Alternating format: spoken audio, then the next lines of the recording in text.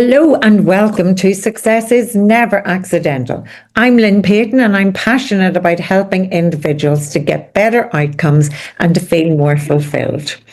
And on this podcast, I get to interview some highly successful leaders across all sectors and internationally so that you get to see that there's a formula for success and start to identify the common factors.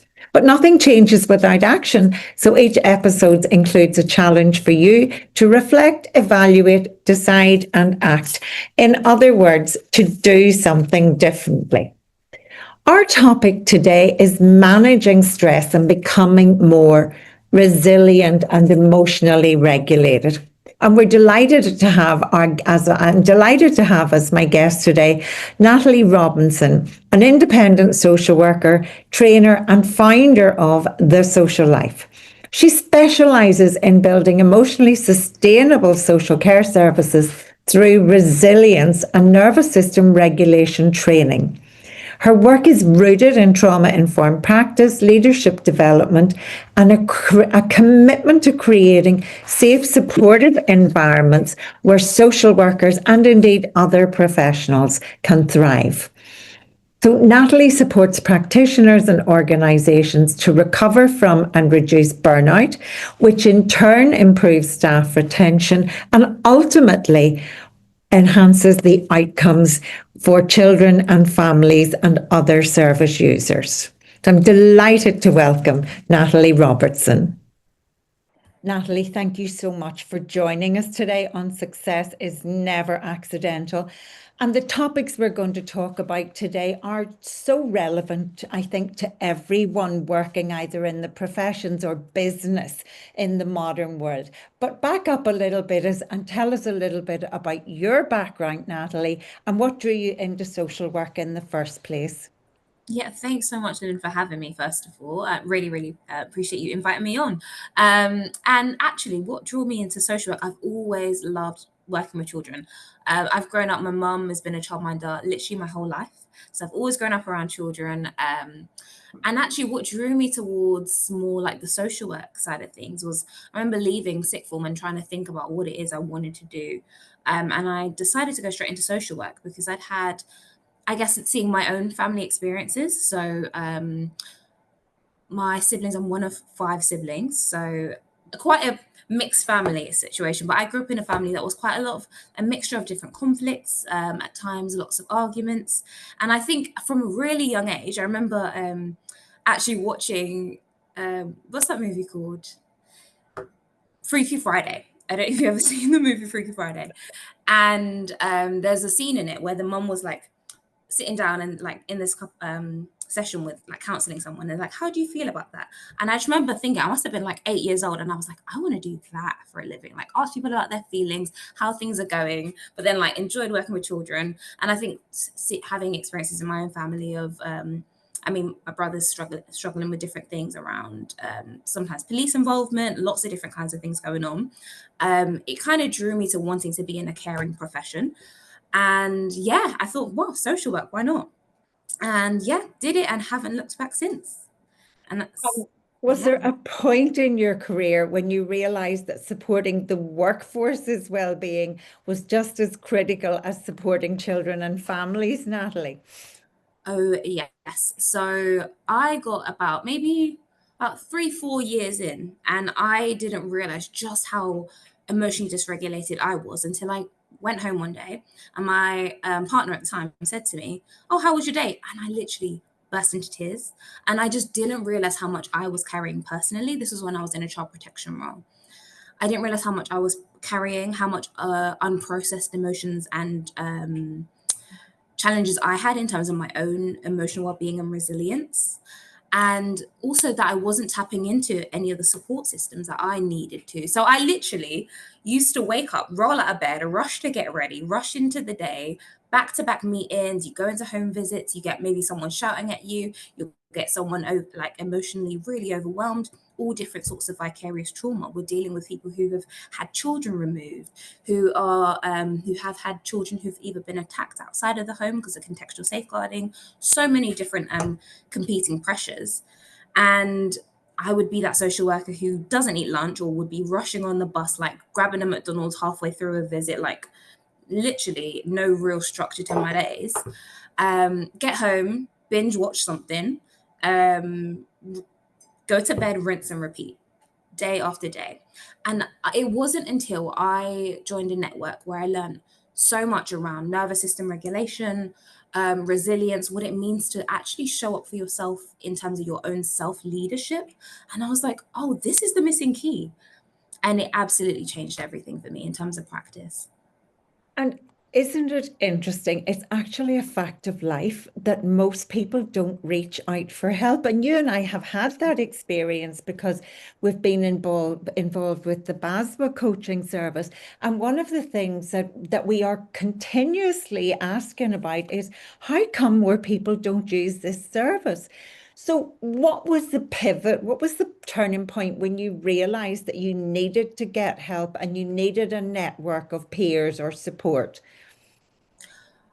For me, it was when I realized I just hit a point where things just felt off. And I was like, surely life isn't meant to feel like this all the time. Like I'm helping people all of the time.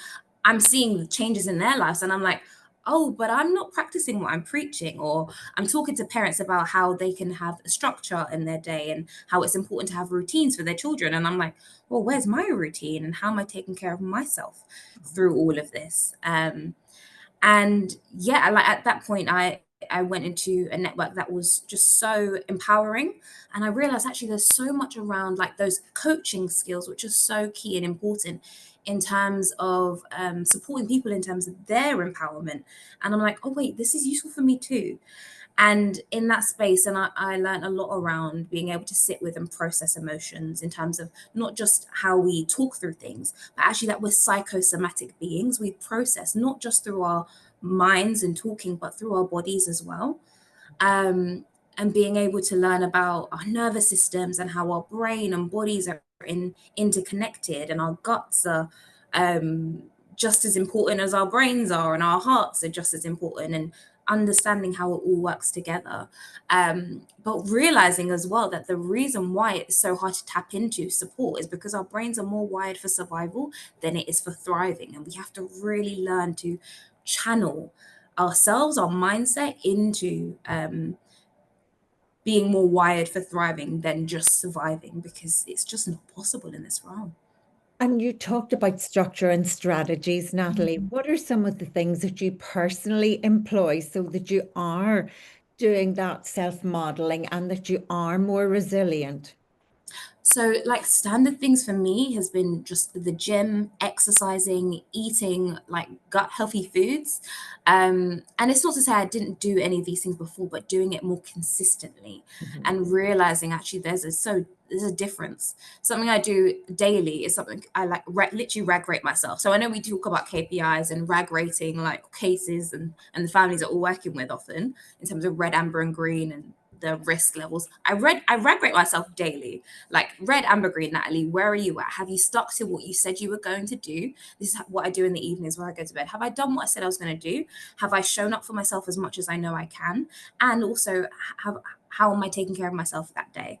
And there's no judgment. It's not about shame, but it's about being like actually holding ourselves accountable is important in terms of how we show up for ourselves so we can better show up for others.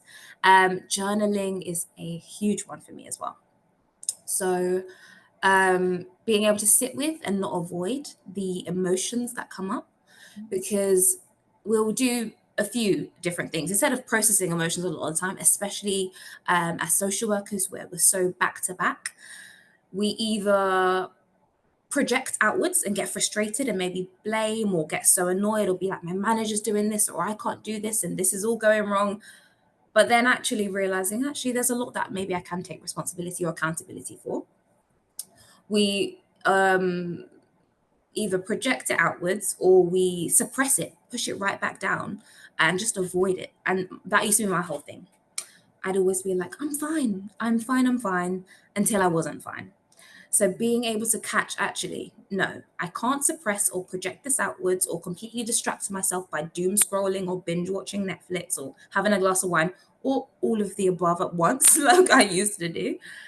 but being able to say, no, what things do actually help me? How can I sit with this? Scheduling the time to really process. And do things throughout the day where you're connecting to your breath, you're taking breaks and walks from your desk. They sound so small and so simple, Mhm. and it makes a world of difference. And just breathing and taking time just to have 3 deep, complete breaths. Even I sometimes start workshops with saying, on a scale of 5 to 10, where's everybody at? And then before we do anything else, let's just all breathe and settle for a minute, because you can't even process what the new learning is going to be if you're in that dysregulated state where, you're not capable of processing. So I love what you said there. And these are simple daily routines for anyone listening who's coping with that busyness that may be trending into stress and overwhelm.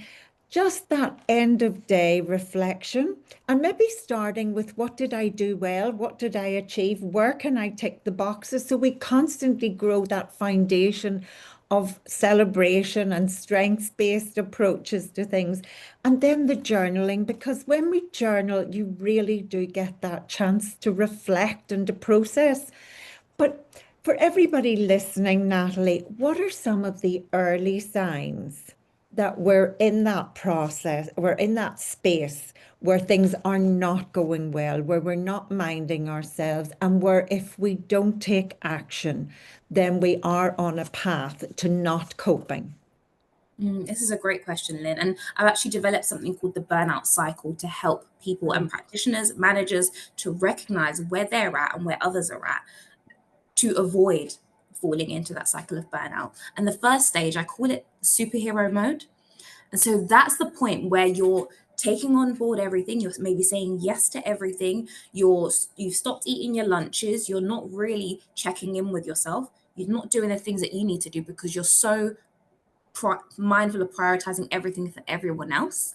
And so it's those little things, those practical behaviors, but then you might notice and begin to notice in your nervous system within your body that maybe your heart rate's a bit faster, maybe you're slightly struggling to sleep a bit more because you've slipped into from that superhero mode into overcompensating. So you're trying to do everything, you're taking everything on board, and you're consistently doing so. So that's where your nervous system begins to enter far more into a lot more fight or flight and struggles to transition into that state of safety, psychological safety, where you're feeling able to connect, slow down, calm down, and rest. And that continued, and that can show up emotionally and mentally as well. So, not just the physical symptoms of sleep or eating and those things, it can show up in just how you're thinking about yourself and others in terms of feeling more frustrated, more snappy, more judgmental of yourself and struggling with self compassion, struggling to tap into maybe gratitude. All of those things are so important. Um, and they're really telltale signs. For some people, they're like, oh, that's just how I am. But I think some people maybe just need to check in with, actually, is this me, or is this actually just that fight or flight state? Maybe it's my brain and my body sending me signals that I'm not safe right now. So being able to check in, and it can look slightly different for everyone, depending on your lived experiences, your own past, and your what's going on for you. But having space to check in is so important. So you talked about emotional regulation. Talk us through a little bit about why that's so important. Well, really, it's key for everything. Emotional regulation supports us with communicating effectively with other people. It helps us to really process information effectively, because when we are emotionally dysregulated, literally the front part of a brain, which deals with all the logical, high level thinking, that part of the brain switches off. And it's super important, especially within social work, but in any area of work, really, but especially when we're dealing with vulnerable children and families. That's the part of the brain that we helps us to do all that really great thinking, planning, decision making, effective communication, and working in partnership. Um, that's the part of our brain that we need the most, and that doesn't function as well when we are emotionally dysregulated. And so it's the part of our brain, one, we try to support families to do so, because I mean, really, the main reason why children ever get harmed is because parents often struggle to regulate their own emotions. We can't support others to do it if we can't do it for ourselves first and foremost. And that is such an important lesson for parents, for friends, for people in any kind of profession. If we don't take care of ourselves first, we are not equipped to do a really excellent job in practice, whatever that practice is. And it's like when you get on the plane, they always say, put on your own oxygen mask first. And that's such an important reminder. It's all very well, Natalie, if we really commit to taking care of ourselves. But what happens if you're working for an organization that doesn't prioritize staff well-being? How do you survive? What part does leadership have? I suppose that's my Mm. question in terms of ensuring that there's a culture which supports staff. This is another great question. I have like it's double pronged for me because I'm a really big believer in that self leadership because I do believe regardless of where you work, it is our responsibility in terms of how we show up and how we navigate those challenges because we can't expect not every manager is going to be the same. Unfortunately, not every manager is going to support you in the way that you want to be supported or communicate in the way you want to communicate. So that's a really important skill that anyone who's working for an organization needs to learn. But equally, workplace organization and culture is so important, and that's why I've been really excited to lean more into consultancy as well in terms of supporting organizations and managers to learn how to build basically psychological safety for their teams, because how leaders show up is how others will show up. Our nervous systems communicate with each other, and so actually how managers and leaders show up in an organization matters. Are you walking in and actually greeting people and asking them genuinely how they are? And just those little things that people think doesn't really matter as much. It's just as important as the strategic oversight and just as important as the organizational dynamics and the KPIs. Those things in terms of how we're treating people and how you're showing up for yourself has a massive impact actually in terms of workplace culture, and also it trickles down into the service users as well, because how managers and leaders show up in the workplace, how people are being spoken to within a workplace, that's exactly pretty much how your workers will show up in children and families homes as well. And so it's realizing, remembering it's bigger than just that one-to-one interaction. It leaks into everywhere. And there's a danger nowadays across all the professions that we've become really risk averse, and yet we're in a high risk environment all the time. But if we micromanage as leaders and managers, then that also disempowers everybody that we're working with. And as you say, that experience translates into how doctors, nurses, social workers interact with frontline staff. So it's so important that, and I love what you said, it's so important we take responsibility for our own well-being first and foremost. But I always teach people that you have to learn to manage your manager. So if your manager isn't already in that space, then how we interact with the manager influences their behavior. And we're hoping that we get that ripple effect throughout organizations. Yes, I love that because in every conversation, every interaction we have, we're either influencing or being influenced. And I think being really mindful of that is so key. And it's just being intentional. Like, how do I want this person to feel and experience me in this moment? And okay, what does that mean in terms of my tone of voice? How am I communicating? What words am I using? We all have that power to influence others. And I think that's another skill that's not really taught in a lot of professions, actually, especially within social work, where we're dealing with people on a day to day basis. And we're always doing that. We're always trying to practice that. Leave people better than you find them. And one of the other little books that I've always loved is How Full Is Your Bucket? And the concept there is that before you can withdraw, you must make at least five deposits. So constantly we need to be being kind, reinforcing, building people's ego, building them as practitioners, building them up as leaders, because people hear the negatives. They hear the things where they think they're not good enough or I'm not doing well enough, which again is back to that Marcus Buckingham's work on always coming from a strengths-based foundation. And Mm. another, Tony Robbins says we're either affecting people or we're infecting them. And it's really important that we strive to positively affect people. So Mm. tell me, you've had an amazing career. You're doing outstanding work. What achievement has felt most meaningful for you? Oh, that's a great question. Do you know what? I think it's an interesting one. I think had you asked me last year, maybe I would have said something more career focused. But actually, I think the thing that's been made the biggest difference is being able to feel like I'm really rooted in my values at the moment. So the biggest thing for me at the moment is my faith, my family, relationships, and being able to navigate all of that whilst still maintaining work, working full time and having a business alongside it has just been the like biggest life changer. And honestly, I owe it down to all of the strategies that I talk about and teach people about every day. Scheduling my time helps so much, and yeah, has really helped me to be grounded in the relationships that matter. That's lovely. And you are very busy, and yet you're very comfortable in your busyness, which is super. So how has your definition of success then evolved throughout your career?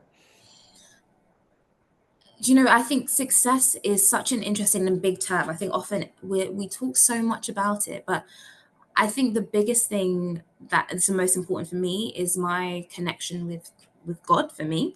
I think feeling like I've been able to be in a space and knowing that life is about change, things can change. My career could go in a day, things can change. And I think realizing that my identity and my sense of worth isn't in the things that I do, but in who I truly am. And I'd say that for everyone, our sense of worth is in who we are as humans. And that knowing that and truly being able to live that each day, regardless of what's going on around us, that for me is true success. Beautiful, beautiful. And sometimes, whenever we're coaching people and they're struggling with something, we have to bring it back to identity. Don't we? Who are you really at your core? What Yes. really matters? What values? And I love what you said there again about being values driven, because when we come back to our values, then we get closer to our core, don't we?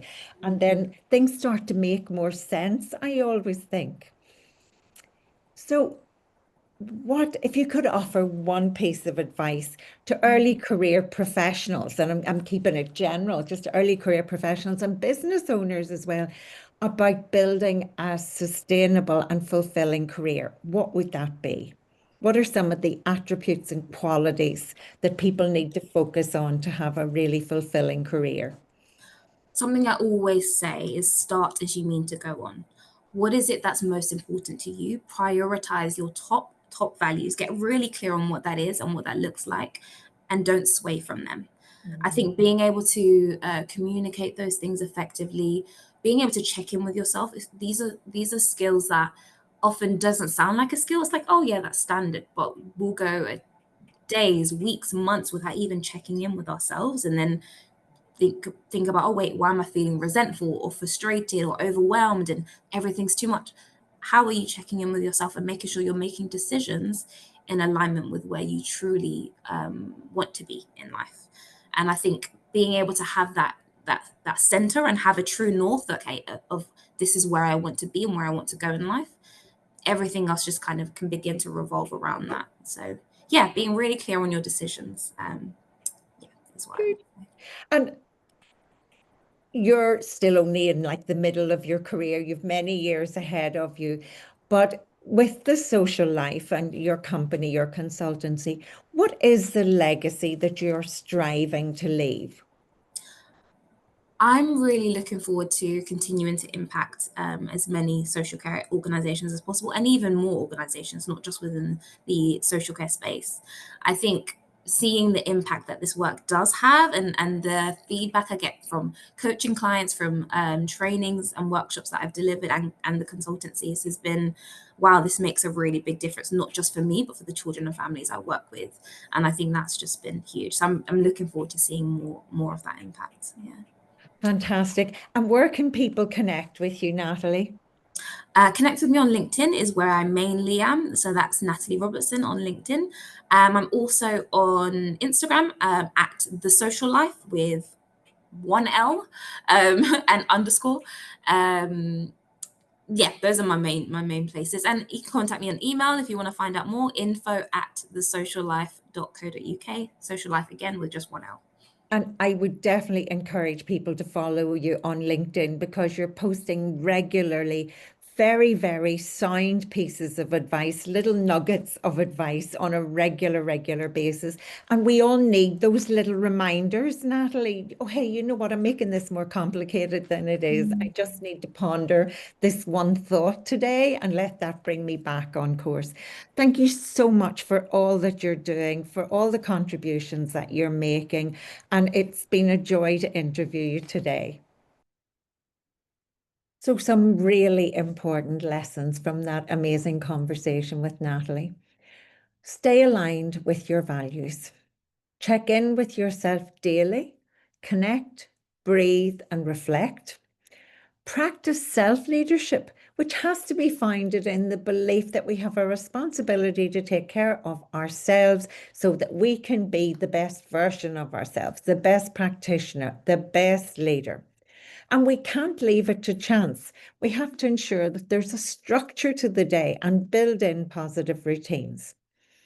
She also said organizational culture should recognize and respond to the emotionally challenging nature of professional services. And for individuals, make use of available supports and networks. Coaching is such a valuable resource. Her advice to new professionals was start as you mean to go on, get clear on your values and stay connected with them. And to connect with Natalie, you can find her on LinkedIn, and I really encourage you to follow her. She posts amazing advice every week. And you can also find her on Instagram on The Social Life. So my challenge for you this week is, are you still trying to be a superhero? Is it time you checked in with yourself? What is one thing you can do today to guard against emotional exhaustion for yourself or for a member of your team? And remember, success is never accidental.